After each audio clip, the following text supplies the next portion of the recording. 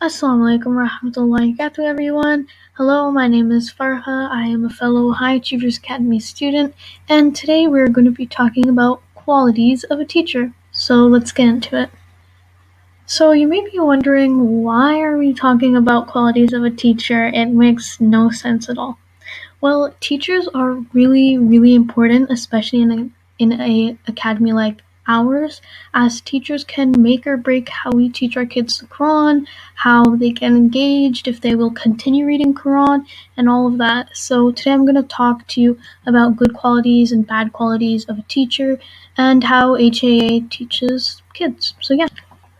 So now we have the concept of quality over quantity. So this is really important, especially with the Quran, because quality will help them not only read better, but read with Qiraat, be able to understand a bit more, and all that good stuff.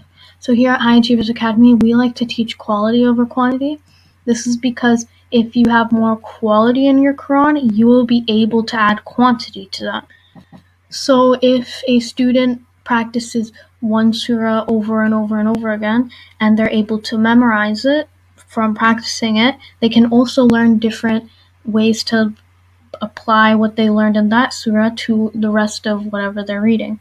So in a way, they add quantity while they're learning quality work. So that's why at HAA we like to teach quality over quantity. Strict teachers. Okay, so this is one I have a little bit of personal experience with. Strict teachers are, in our modern day, it makes it a little hard to learn, especially knowing from experience, because strict teachers make it so that it's like Quran is very like one-sided, and there's no like curiosity or fun in it, when the Quran is actually really beautiful and should be explored. Here at the HAA, we really like to make sure kids can ask questions, be curious, and learn the Quran in a beautiful way so that they can enjoy it, and then they can teach their kids who can enjoy it, and then so on and so forth. Teaching Quran in a Western society. Now, this one is a bit, in my opinion, a bit of an overlooked concept. Our Western society here in Canada affects us a lot. It can either sometimes maybe bring us away from Islam or bring us closer. And it can be hard juggling Islam and our everyday work and Western things. So here at the HAA, we make sure that we apply Islam to Western society things, like why we're nice to our neighbors, why you should say Assalamu alaikum to Walaikum Assalam to your fellow Muslims, so that kids can get something out of Islam in our class that they can use in their everyday life. This is a great way to not only get kids closer to Islam, but for kids to help other people and just be a good Muslim, which in the end is what High Achievers Academy is trying to do. Language barriers. Now, this can come into play when, say, you have a teacher from another country that's maybe teaching online, like High Achievers Academy, but this makes a huge difference that you may or may not see. So, language barriers can cause not as much engagement in the Quran, which I'll talk about in a minute, and it can also become hard for students to ask questions when they are confused. So this is because if we say have an English-speaking student and an Urdu-speaking teacher, if the English-speaking student doesn't understand what the teacher is saying, they might not fully understand the concept that the teacher is trying to explain. Let's take, for example, the teacher is trying to explain how to read the letter Sin. If the student doesn't understand that the teacher is saying this is a whistle letter, then the student may say the letter totally wrong. They could be confusing Sin with another letter, and it can make it harder for the teacher to understand what the student is having trouble with, and the student having trouble with what the teacher is saying. So here at High Achievers Academy, all our teachers speak English, and we make sure to explain everything so that the student fully understands. We ask questions, and we do check-ins to make sure they're all on the right. The importance of engagement. So this one is actually one of my favorite concepts, and I think it's very important. So engagement makes it so that the student actually wants to read Quran. And here at the High Achievers Academy, we make sure that happens by applying Western things and everyday things that kids do into our teachings. So this is really important so that they not only continue but practice. So overall, engagement is really important as it helps the kids want to read Quran and practice more. And High Achievers Academy, we think engagement is really important, especially with the younger students. So our teachers are really, really good at playing little games and having fun with the students. So yeah. The importance of repetition. This one is actually one that you may not think is important, but it is really, really important. So let's talk about it. So repetition not only helps students to fully solidify concepts in their mind, but it also helps for them to apply those concepts into other areas. So let's say a student continually practices a surah. So continually practicing the surah, they say memorize the surah. So now they've memorized a surah, which is alhamdulillah great, and also they can use things they learned from that surah and apply it to other surahs. Like say they learned this small word that is shows up in this other surah. Now they know how to say this word from one surah they memorized and use it in another surah. This is also really important when we're discussing different topics like Maharij and Tajweed because it will make sure that they fully understand what it is and that they can see it in the Quran. So if your child is on, say, Qaida, the teachers might say like, oh, look, this is Maharij here, or they might ask, what rule is this here? Where are you saying this letter from? And it'll help the kids understand fully and completely solidify the concepts in their head. So now with this concept of repetition, your kids can become more confident to, say, teach another kid. So now your kids can teach their kids and can teach their kids and their kids and their kids, and it's just a whole ripple effect that is amazing. I would also like to stress that there's a difference between short term and long term memory, as you all know. So, repetition helps with the child getting the Quran in their long term memory rather than short term. If your child were to read the Quran faster or in a faster way, then the Quran might be in their short term memory, and this can end up to them forgetting the Quran, which is not what we want. So, with the repetition of the lessons, the child can get the Quran in their long term memory and as well as their short term memory in some cases. And this can help them remember the Quran even if they stop reading for a little bit. And that's what we strive to do here at HAA. We don't want them to forget it. We want to make sure that the Quran, they have it in their long term memory so they can know it for as long as they live, inshallah. Now let's talk about the concept of curiosity. I think this is a really fun one, and I think it's an important one as well. So curiosity is like, say, having a question of like, why do we read this letter this way? What does this ayah mean and whatnot?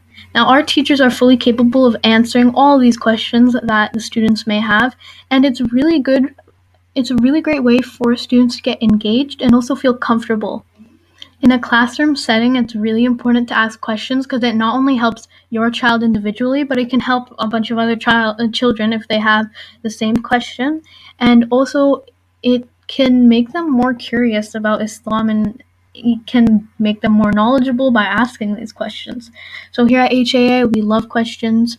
And I always ask my teachers questions and it really helps out. So yeah. So here at HAA or High Achievers Academy, we overall really like to make sure that we repeat our lessons so that they solidify ideas in their head. We make sure they can ask questions and feel comfortable to ask questions in class. We make sure that we teach quality over quantity, and overall, we're here to teach the kids in the best way possible. So now it's time for frequently asked questions. Woo, let's get started.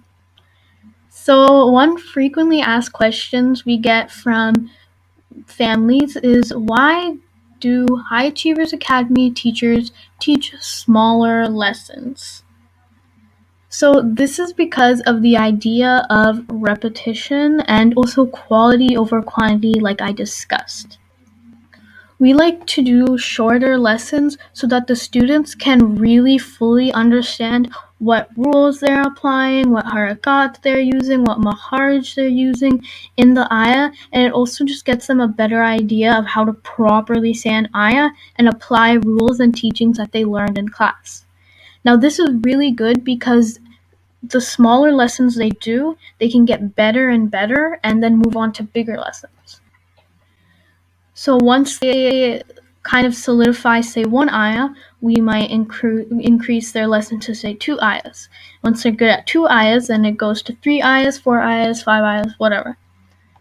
This is really, really good because it gets the kids not only comfortable with bigger lessons, but also it makes it so that they can read in a proper and sometimes fast way, but slow and steady when. So going back to the concept of slow and steady wins the race, if your kid starts saying doing 2 ayahs for like a couple of months, this can make them actually learn a bunch of stuff from just doing a couple of ayahs. And then once they're, say, on the Quran or something, they might be able to read the Quran in a much like really nice kirat and really good speed because they did smaller lessons. Smaller lessons can also help with engagement. So if your child has, say, a small little question about an ayah, it can help them understand and make sure they don't make mistakes in the future. And also it's less of like a stressor. If you have like a smaller lesson, it's like, oh, okay, this is not too bad. I can do this. But say if you have a really big lesson, like 3-page, 4-page, or whatever, it can become really hard. It can become especially hard with our Western society, as I talked about, because we have other things to do, like, say, school or house chores and whatnot. So having shorter lessons can also help kids stay engaged in the Quran and not feel too stressed out about it. So overall, smaller lessons at High Achievers Academy aren't meant to slow down your kid in any way. It's not at all like that. We're trying to make sure that they fully understand concepts and be able to read properly and in a good way so that they can, inshallah, get better and quicker in the future. I would also like to add that making the lessons smaller for the children is not for our benefit. Making bigger lessons can make a child lose confidence, and it can be troublesome in the future. It can become difficult for the students if they're going through lots of schoolwork or just home stuff that they need to do. So smaller lessons are actually better for the child. And again, this doesn't benefit HAA at all because it would actually be easier for us to transfer a child into one giant class and we would be teaching the class really fast with big lessons. But that's not what we're trying to do. HAA is trying to teach the kids the Quran in the best way possible so that they can transfer it from themselves to their children, and so on and so forth. If you have any questions that you would like to ask at Frequently Asked Question Time, please comment down below or email us. I'll share our socials in a second.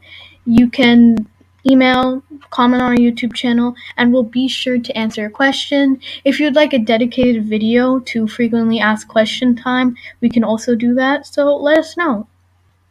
So here are all our socials. If you'd like to ask a question or enroll into our class, you can call 647-772-8811. That's our number. Or you can email us at academyhighachievers@gmail.com. Follow us on our Facebook and subscribe to our YouTube page. Facebook is at Academy High Achievers and our YouTube is High Achievers Academy.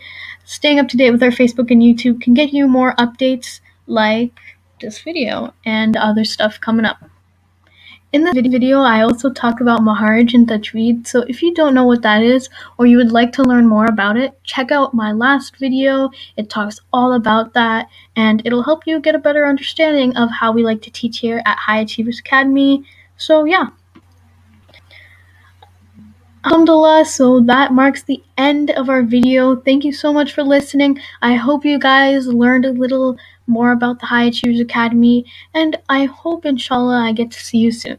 Bye for now. Stay tuned for more videos.